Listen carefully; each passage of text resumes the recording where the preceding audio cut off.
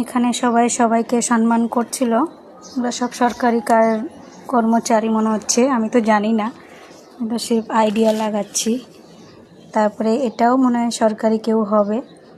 গুজরাটিতে বলছিল সবাইকে কি কে কতটি হলো বাড়ি ঘর দেওয়া হয়েছে, কতটি বানানো বাকি আছে, 4 লাখ টাকা দিচ্ছে সরকার ঘর তৈরি করার জন্য, এই সব বলছিল।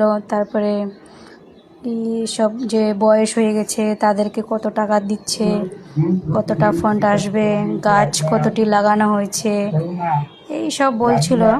এই যে বলছে মাইকে, গুজরাটিতেই বলছিল। তারপরে এখানে যে আমার মেয়ে সব ছবি তুলছিল, এগুলা স্টুডেন্ট, এটা হলো ওর টিচার, আমার মেয়ের ছবি তুলছিল। এখানে সব গ্রুপে হাসাহাসি করছিল সব।